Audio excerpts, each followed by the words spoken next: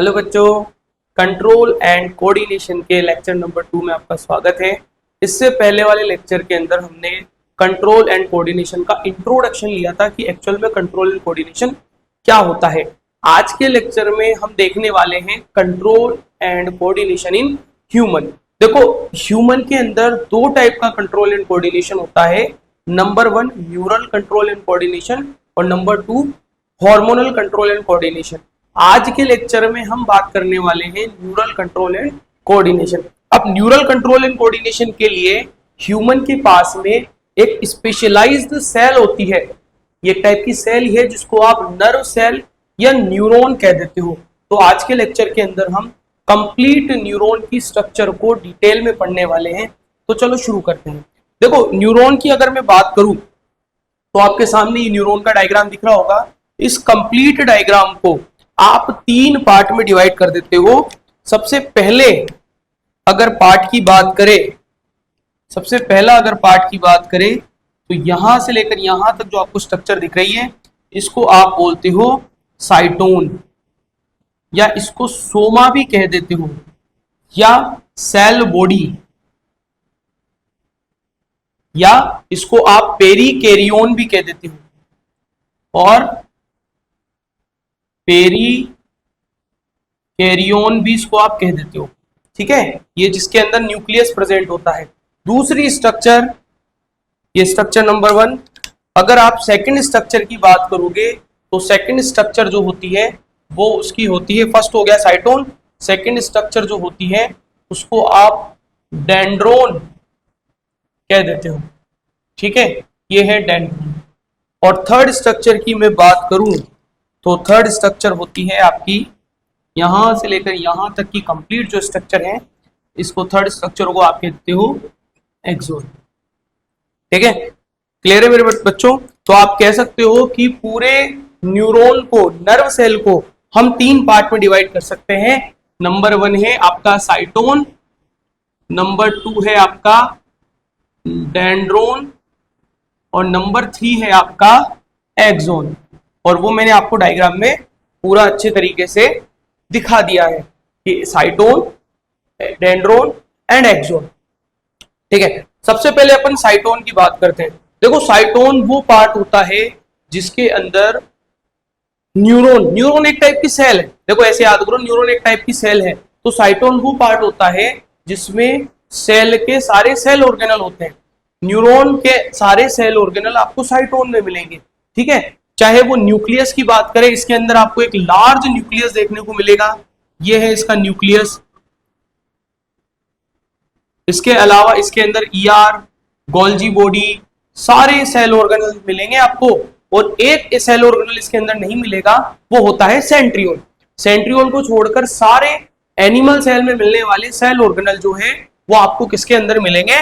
वो आपको मिलेंगे साइटोन के अंदर। तो इसके अंदर आप समझ सकते हो कि ऑल सेल ऑर्गेनल्स जो होते हैं वो प्रेजेंट होते हैं, एक्सेप्ट एब्सेंट कौन होता है? एक ही एब्सेंट होता है जिसको आप बोल देते हो सेंट्रियोल। सेंट्रियोल एब्सेंट होता है, बाकी सारे के सारे सेल ऑर्गेनल जो है आपको साइटोन के अंदर मिलेंगे। इसके अलावा देखो, एक साइंटिस्ट थे जिन्होंने ऑब्जर्व किया कि इसके अंदर एक थ्रेड लाइक स्ट्रक्चर है जिसके अंदर बीड्स लगे हुए हैं, बीड्स लाइक स्ट्रक्चर है। ठीक है, उस साइंटिस्ट का नाम था नीजल। अगर उस साइंटिस्ट का नाम राम अवतार होता तो इसका नाम हम राम अवतार ग्रेन्यूल्स रख देते। अब साइंटिस्ट का नाम नीजल था, इसलिए इसका हमने जो नाम है वो रख दिया नीजल्स ग्रेन्यूल्स। ये होती है आपके नीजल्स ग्रेन्यूल्स। देखो, घबराने वाली बात नहीं। नीजल्स ग्रेन्यूल्स क्या होते हैं? देखो, आपने 9th क्लास में पढ़ा होगा, एक होता है राइबोसोम, एक होता है एमआरएनए। जब बहुत सारे राइबोसोम एक एमआरएनए के साथ अटैच होते हैं, ये एक एमआरएनए है, और इसके साथ में बहुत सारे राइबोसोम अटैच हैं, पॉलीराइबोसोम वाली कंडीशन है, पॉलीसोम वाली कंडीशन है। इसी को नीजल ने नाम दे दिया था नीजल ग्रेन्यूल्स। तो जो पॉलीराइबोसोम वाली कंडीशन होती है ये दिख रही है आपको पॉलीराइबोसोम वाली जो कंडीशन आपको दिख रही है, एक्चुअल में इसी को नाम दिया था नीजल ने, नीजल ग्रेन्यूल्स। एक्चुअल में क्या है, ये है पॉलीराइबोसोम। एमआरएनए के साथ में बहुत सारे राइबोसोम अटैच है, जिसको आप बोलोगे पॉलीराइबोसोम। अब आगे देखो, साइटोन मैं समझा दिया मैंने, सेल ऑर्गेनल होते हैं, एक लार्ज न्यूक्लियस होता है, नीजल ग्रेन्यूल्स होते हैं, नीजल ग्रेन्यूल्स को हम क्या कह देते हैं, पॉलीराइबोसोम कह देते हैं। नेक्स्ट देखो जो साइटोन होता है या सोमा होता है, इसी की मेम्ब्रेन मॉडिफाई होकर एक ब्रांच मतलब ब्रांचेस बनाती है, उन ब्रांचेस को आप कहते हो डेंड्रोन। और डेंड्रोन फिर फर्दर ब्रांचेस में डिवाइड होते हैं। इन ब्रांचेस को, ये जो फर्दर डिवाइड हुआ है ब्रांचेस में, इनको आप बोल देते हो डेंड्राइट्स। तो ये डेंड्राइट्स है। तो डेंड्रोन फर्दर ब्रांचेस में डिवाइड होंगे तो क्या बनाएंगे, डेंड्राइट्स बनाएंगे। ठीक है, साइटोन की मेम्ब्रेन फर्दर ब्रांचेस में डिवाइड होती है, these branches are called dendron, and dendron further divided into so many branches, these branches are called dendrites. Okay, चलो आगे देखते हैं। अब इधर देखो, आपको एक लंबा सिलेंड्रिकल शेप स्ट्रक्चर दिख रही होगी। ये सिलेंड्रिकल शेप स्ट्रक्चर जो होती है उसको हम बोलते हैं एक्सोन। एक्सोन जहां से साइटोन से जुड़ा होता है, देखो ये वाला पोर्शन, अरे कैसे लिखें, थोड़ी सी जगह कम है, यहां लिखेंगे इसको। ये जो छोटा सा मैंने दिखा दिया ना, जहां से एक्सोन स्टार्ट हो रहा है, साइटोन का वो पार्ट, साइटोन और एक्सोन के बीच का वो पार्ट जहां से साइटोन और एक्सोन आपस में जुड़े होते हैं, इस पतली सी गर्दन को, इस नेक को हम कह देते हैं आपका, इसको बोल देते हैं आपका एक्सोन हिलॉक। इसका नाम है एक्सोन हिलॉक। ये एक्सोन हिलॉक है। एक्सोन हिलॉक वो एरिया है जहां से एक्सोन स्टार्ट हो रहा है, यहां से एक्सोन क्या हो रहा है, स्टार्ट हो रहा है, और ये पूरा एक्सोन स्टार्ट होके बिल्कुल एंड तक पहुंच गया। अब एंड तक जाने पर देखोगे आप, तो जो एंड का पार्ट होता है एक्सोन का, जो एक्सोन का एंडिंग वाला पार्ट होता है, उस एंडिंग वाले पार्ट को टीलोडेंड्रिया हम बोल देते हैं। इसका नाम है आपका टीलोडेंड्रिया।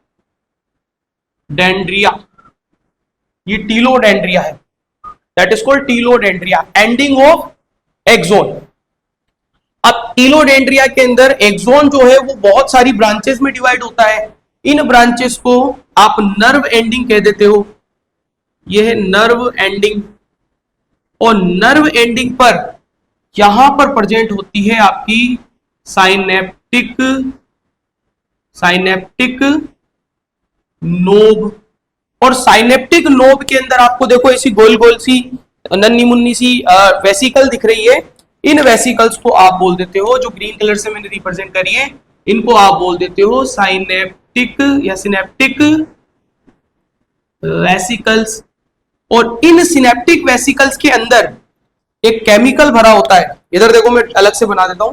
ये मान लो ये सिनेप्टिक एक वेसिकल है, ये एक सिनेप्टिक वेसिकल्स है, और इस सिनेप्टिक वेसिकल के अंदर नन्हे मुन्ने से कुछ केमिकल्स भरे हुए, these chemicals are called neurotransmitter. ये है, ग्रीन से नहीं बनाएंगे, रेड से ही बनाएंगे। इनको बोलते हैं न्यूरोट्रांसमीटर। ये न्यूरोट्रांसमीटर होते हैं। अभी थोड़ी देर में मैं बताऊंगा कि न्यूरोट्रांसमीटर का फंक्शन क्या होता है। बेसिकली न्यूरोट्रांसमीटर कुछ नहीं होते, ये नेक्स्ट वाले न्यूरॉन के लिए एज ए स्टिमुलस या सिग्नल का काम करेंगे।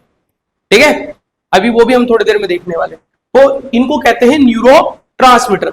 अब आ जाओ, एक ऐसा पॉइंट पर हम बात करने जा रहे हैं जो बहुत ही ना समझ में आने वाला टॉपिक है, वो है माइलिन शीथ। देखो ये एक्सोन है, इस एक्सोन के ऊपर आपको ब्लू कलर की मैंने कुछ सेल बनाई है। इन सेल्स को कहते हैं श्वान सेल। अक्सर टीचर्स भी इसमें गलती करते हैं, बच्चे भी गलती करते हैं माइलिन शीथ और श्वान सेल को समझने में। ये होती है आपकी श्वान सेल्स। ये श्वान सेल्स है, ये श्वान सेल्स है। और जो श्वान सेल्स ने कवरिंग बनाई है, यहां से लेकर यहां तक जो कवरिंग बनाई है, इस कवरिंग को आप बोल देते हो माइलिन ये जो कवरिंग है, इस कवरिंग को आप बोल देते हो माइलिन, इस कवरिंग को आप कह देते हो माइलिन शीथ, इसको कह देते हो माइलिन शीथ। ये माइलिन शीथ है। देखो माइलिन शीथ क्या होती है, देखो बहुत आसान है, माइलिन शीथ को घबराने वाली बात नहीं है। माइलिन शीथ का मतलब ये है कि श्वान सेल की जो कवरिंग होगी, लिख देता हूं मैं, उसको बोलोगे आप कवरिंग ऑफ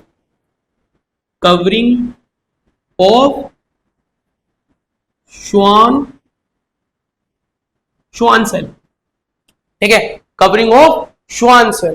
देखो बहुत आसान है, ज्यादा इसमें कुछ है नहीं। देखो मान के चलो, अगर मान लो इस एक्सोन को मैं ऐसे यहां से कट करूं,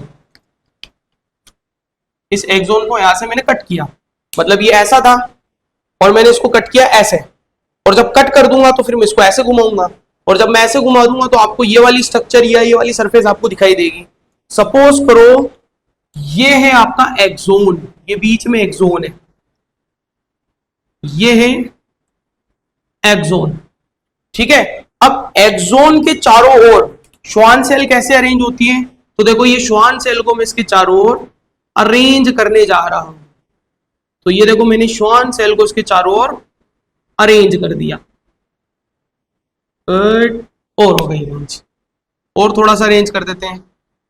तो मैं इसको चारों ओर, इसके श्वान सेल को इसके चारों ओर क्या करने जा रहा हूं, अरेंज करने जा रहा हूं। ये इसके चारों ओर जो है ये श्वान सेल का न्यूक्लियस है, ठीक है, ये इसके चारों ओर श्वान सेल जो है वो क्या हो गई, अरेंज हो गई।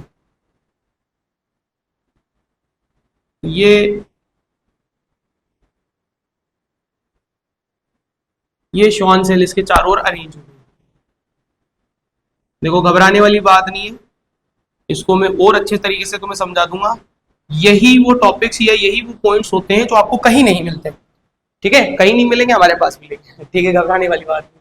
तो एक्सोन के चारों ओर श्वान सेल को ऐसे लपेटा जाता है, लिपटी हुई होती है, कवर करती है आपके एक्सोन को, जो कवरिंग करी है ना, उस कवरिंग को, ये तो है श्वान सेल, इसका नाम है श्वान सेल, और जो कवरिंग करी है श्वान सेल ने, ऐसे लपेटा है श्वान सेल को एक्सोन के ऊपर, इस लपेटे को या इस कवरिंग को आप बोलोगे माइलिन शीथ। तो ये कवरिंग जो हो गई ना, इस पूरी कवरिंग को आप बोलोगे माइलिन शीथ।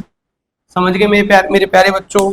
अच्छा और क्या क्या होता है, देखो एक्सोन के अंदर, एक्सोन का जो साइटोप्लाज्म होता है उसको बोलते हैं एक्सोप्लाज्म, ठीक है। एक्सोन की जो मेम्ब्रेन होती है, दिख रही है ब्लैक कलर की जो मेम्ब्रेन है, इस मेम्ब्रेन को कहते हैं एक्सोलेमा, ये एक्सोलेमा है, ठीक है। एक्सोन की जो मेम्ब्रेन होती है उसको एक्सोलेमा कह देते हैं हम, ये एक्सोलेमा है, ठीक है। तो इधर देखो ये जो है ये हो गया आपका एक्सोप्लाज्म, इसकी जो मेम्ब्रेन है वो हो गई आपकी एक्सोलेमा, ये एक्सोलेमा हो गई। और श्वान सेल की जो मेम्ब्रेन है जो फॉस्फोलिपिड से बनी है, देखो थोड़ा सा कॉमन सेंस लगाओ, जब आप पढ़ते हो ना कि माइलिन शीथ किसकी बनी होती है, तो आप ही पढ़ते हो कि माइलिन शीथ बनी होती है फॉस्फोलिपिड की, और सेल मेम्ब्रेन भी फॉस्फोलिपिड की बनी है। तो एक्चुअल में जो कवरिंग होगी माइलिन शीथ, तो आप बोल सकते हो कि हाँ भाई सही बात है फॉस्फोलिपिड की बनी है, तो आप बोल सकते हो कि ये जो फॉस्फोलिपिड की आउटर कवरिंग है जिसको माइलिन शीथ बोल रहे हो, इसको बोलते हो आप इसको बोलते हो ये इसको बोलते हैं न्यूरीलेमा,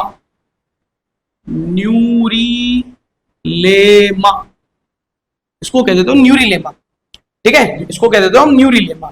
तो ये माइलिन शीथ और इसके ऊपर कवरिंग। अच्छा इसको और अच्छे से हम कैसे समझ सकते हैं, जैसे सपोज करो ये है हमारे पास में एक्सोन, ठीक है, इमेजिन करो एक्सोन है ये, यहां पर जो है एक साइटोन कनेक्टेड था, सॉरी हाँ इधर एक साइटोन कनेक्टेड था, और ये वाली जो एंडिंग है आपकी, इस एंडिंग को आप बोलोगे नर्व एंडिंग या टीलोडेंड्रिया। अब इधर देखो ध्यान से, और इसके ऊपर ये श्वान सेल, ये एक श्वान सेल ये रही, एक श्वान सेल ये रही और एक श्वान सेल ये रही, और इन श्वान सेल की कवरिंग को आप बोल रहे हो माइलिन शीथ। अब देखो माइलिन शीथ कैसे बनेगी, देखो मेरे हाथ में एक श्वान सेल है, अब मुझे क्या करना है, इसकी ऊपर माइलिन शीथ बनानी है, तो बस इसको ऐसे पकड़ना है और इसको ऐसे ऐसे ऐसे और ऐसे घुमाना है, और जब मैं इसको घुमा दूंगा तो मेरे पास एक कवरिंग तैयार हो जाएगी। ठीक है, और ये कवरिंग तैयार होगी तो एक श्वान सेल, दूसरी श्वान सेल, तीसरी श्वान सेल और चौथी श्वान सेल, कुछ ऐसा ही आपको लग रहा है। ठीक है, तो ये श्वान सेल की कवरिंग जो है इसी को बोलोगे माइलिन शीट। अब देखो दो श्वान सेल की कवरिंग के बीच में, दो श्वान सेल के बीच में खाली गैप है। ठीक है, इसको नोड ऑफ रैनवियर हम कह देते हैं, मैं भी डायग्राम में मेंशन कर दूंगा। That is called node of Ranvier. एक श्वान सेल, दूसरी श्वान सेल, एक माइलिन शीट, दूसरी माइलिन शीट, इसके बीच में जो गैप है that is called node of Ranvier. Okay, ठीक है, समझ गए होंगे आप लोग। ओके, आगे देखो, तो मैं किसको कह रहा हूं नोड ऑफ रैनवियर? ये वाला पोर्शन, ये बीच में बचा है ना, इसको कहते हैं नोड ऑफ रैनवियर। ये नोड ऑफ रैनवियर है। ठीक है, तो ये हमने पूरा स्ट्रक्चर देखी है किसकी, नर्व सेल की या न्यूरॉन की। सिग्नल डेंड्रोन या डेंड्राइट्स के थ्रू एक्सेप्ट किए जाते हैं, फिर वो भेजे जाते हैं साइटोन में, साइटोन से वो ट्रेवल होंगे एक्सोन के अंदर, और एक्सोन से फिर वो पहुंच जाते हैं आपके नर्व एंडिंग या टीलोडेंड्रिया पे। नर्व एंडिंग पे होती है सिनेप्टिक नोब, सिनेप्टिक नोब में है वेसिकल्स, और ये वेसिकल रिलीज होगी आगे, और आगे ये वेसिकल से जो न्यूरोट्रांसमीटर है वो रिलीज होंगे आगे, और आगे वाले न्यूरॉन के लिए सिग्नल का काम करेंगे। अब हम इसी को थोड़ा सा और सिस्टमेटिक वे में समझेंगे। तो आगे चलने से पहले आप इसका एक स्क्रीनशॉट ले लो, और फिर हम समझते हैं कि नर्व इंपल्स का ट्रांसमिशन कैसे होता है। अब हम समझेंगे कि न्यूरॉन से इंपल्स का ट्रांसमिशन कैसे होता है। देखो, उससे पहले उसको समझने से पहले हमें दो वर्ड को अच्छे से समझना पड़ेगा। पहला वर्ड है स्टिमुलस। देखो, स्टिमुलस क्या होता है? स्टिमुलस सिग्नल होता है जो न्यूरॉन के थ्रू एक्सेप्ट किया जाता है। और इंपल्स का मीनिंग क्या होता है? देखो, न्यूरॉन के अंदर जो सिग्नल का ट्रांसमिशन होता है या स्टिमुलस का ट्रांसमिशन होता है वो होता है आयंस की फॉर्म में, या सोडियम, आप इसे बोल सकते हो सोडियम आयंस की फॉर्म में, जो आप हायर क्लासेस के अंदर और अच्छे से डिटेल में पढ़ोगे। तो सोडियम आयंस की फॉर्म में होता है, और आयंस के फ्लो को हम कह देते हैं इलेक्ट्रिसिटी या चार्ज। तो वहीं से ये वर्ड निकल के आया है इंपल्स। तो इंपल्स का ट्रांसमिशन कैसे होता है, ट्रांसमिशन थ्रू न्यूरॉन कैसे होता है, वो हम देखेंगे। ठीक है, ठीक है, इंपल्स का ट्रांसमिशन कैसे होता है न्यूरॉन में वो हम देखेंगे। देखो, सबसे पहले तो जो स्टिमुलस है वो एक्सेप्ट किए जाते हैं डेंड्राइट्स के थ्रू। ये है डेंड्राइट्स, और ये डेंड्राइट्स जो है वो इंपल्स को एक्सेप्ट करती है एज ए रिसेप्टर। फिर यहां से ये सिग्नल साइटोन में जाएगा, और साइटोन से वो ट्रेवल करेगा आयंस की फॉर्म में एक्सोन तक। एक्सोन से तक ट्रेवल करने के बाद में ये सिग्नल जब नर्व एंडिंग पर पहुंचेगा, तो नर्व एंडिंग पर या टीलोडेंड्रिया पर होती है सिनेप्टिक नोब, और ये जो सिनेप्टिक नोब है इसके अंदर भरी हुई है कुछ वेसिकल्स, और इन वेसिकल्स को आप बोलते हो सिनेप्टिक वेसिकल्स। ये सिनेप्टिक वेसिकल्स, ठीक है, यहां पर भरी हुई है आपकी सिनेप्टिक वेसिकल्स, भर देते हैं, ये सिनेप्टिक वेसिकल्स हैं। और इन सिनेप्टिक वेसिकल्स के अंदर भरे होते हैं न्यूरोट्रांसमीटर। ठीक है, होता क्या है बेटा, ये जो सिनेप्टिक वेसिकल्स हैं अपने न्यूरोट्रांसमीटर को रिलीज कर देती है दो न्यूरॉन के बीच में जो गैप होता है उसमें। तो यहां पर ये जो है वो गैप के अंदर रिलीज हो गए। ठीक है, ये गैप के अंदर क्या हो गए, रिलीज हो गए। ये क्या है, ये है न्यूरोट्रांसमीटर।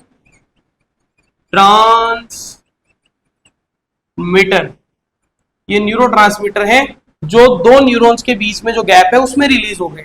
इस गैप को हम बोलते हैं सिनैप्सिस। तो सिनैप्सिस के अंदर जो है, साइनैप्सिस के अंदर जो है ये रिलीज हो गए। अब ये न्यूरोट्रांसमीटर नेक्स्ट वाले न्यूरॉन के लिए एज ए एक्ट करेंगे स्टिमुलस या सिग्नल, और ये स्टिमुलस लेकर के वापस से, जैसे ही स्टिमुलस या ये न्यूरोट्रांसमीटर आपके डेंड्राइट्स पे पहुंचेंगे, तो डेंड्राइट्स इन न्यूरोट्रांसमीटर के सिग्नल को एक्सेप्ट करके ये न्यूरोट्रांसमीटर के आते ही इंपल्स का ट्रांसमिशन स्टार्ट कर देगा वापस से साइटोन, साइटोन से एक्सोन, और एक्सोन पर पहुंचकर वापस से यहां से रिलीज होंगे न्यूरोट्रांसमीटर, वापस से रिलीज होंगे यहाँ पर न्यूरोट्रांसमीटर, और सो ऑन वापस से सिनेप्सिस के अंदर न्यूरोट्रांसमीटर रिलीज होंगे, और ये न्यूरोट्रांसमीटर एक्ट करेंगे स्टिमुलस, एक्ट करेंगे as a stimulus for next neuron, next neuron के लिए स्टिमुलस के जैसे काम करेंगे ये। अब ये वापस से कौन एक्सेप्ट करेगा, नेक्स्ट वाला न्यूरॉन, और ऐसे एक न्यूरॉन से दूसरे, तीसरे, चौथे, पांचवे, छठे तक जो है वो सिग्नल का ट्रांसमिशन होता चला जाएगा। अब इधर देखो, यहां पर लास्ट न्यूरॉन जो है वो आपके कनेक्टेड है मसल्स के साथ में, ठीक है। अब न्यूरॉन और मसल्स के, न्यूरॉन के तो सिनेप्टिक नोड और मसल्स के सिनेप्टिक क्लेफ्ट के बीच में गड्ढा होता है, क्लेफ्ट के बीच में ये जो जंक्शन होता है, ये जो जंक्शन है इसको कहते हैं न्यूरो मस्क्यूलर जंक्शन। और न्यूरोमस्कुलर जंक्शन होता है जैसे ही वापस से यहां तक अगर मान लो नर्व इंपल्स का ट्रांसमिशन हो गया तो वापस से जो न्यूरोट्रांसमीटर है वो रिलीज होंगे, और मसल्स के ऊपर जो है कुछ रिसेप्टर होते हैं, ये रिसेप्टर इन न्यूरोट्रांसमीटर को, न्यूरोट्रांसमीटर के आते ही रिसेप्टर जो है वो एक्टिव हो जाएंगे, और एक्टिव होते ही मसल्स के अंदर कैल्शियम आयन का जो फ्लो है वो बढ़ जाएगा, जिसके कारण से मसल का कॉन्ट्रैक्शन हो जाएगा। या आप ऐसे बोल सकते हो सिग्नल जो है वो मसल से आपके सिनेप्टिक नोब से कहां चला जाएगा, मसल्स में चला जाएगा, और मसल्स के अंदर कॉन्ट्रैक्शन हो जाएगा। मसल्स और न्यूरॉन के सिनेप्टिक नोब के बीच में जो गैप होता है उसको बोलते हैं न्यूरोमस्कुलर जंक्शन। तो बेटा कुछ इस टाइप से आपके इंपल्स का ट्रांसमिशन होता है थ्रू, किसके थ्रू बेटा, ये होता है आपके न्यूरॉन के थ्रू। उम्मीद है आपको ये जो है वो बातें सारी समझ में आ गई होगी, ठीक है। अब चाहो तो इसका स्क्रीनशॉट आप ले सकते हो, और फिर अब चलते हैं हम आगे नेक्स्ट पॉइंट के ऊपर, ठीक है। इधर अब एक बात सुन लेना, और न्यूरॉन्स आगे बनाते हैं नर्व, और नर्व बेसिकली 3 टाइप की होती है, ठीक है। अगर मैं नर्व की बात करूं वो 3 टाइप की नर्व्स होती है। अगर हम बात करें types of nerve,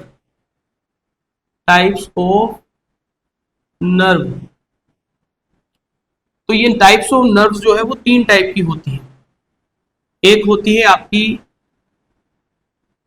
sensory nerve, एक होती है मोटर नर्व, और एक होती है मिक्स्ड नर्व, ठीक है। जब नेक्स्ट लेक्चर में अपन ब्रेन पढ़ेंगे ना तो अपन इन नर्व के टाइप को भी तभी क्लियर कर लेंगे। तो उम्मीद है आपको लेक्चर पसंद आया होगा, और अगर आपको लेक्चर पसंद आया है तो वीडियो को लाइक करें, वीडियो को शेयर करें, चैनल को सब्सक्राइब करें। मिलते हैं नेक्स्ट लेक्चर के अंदर।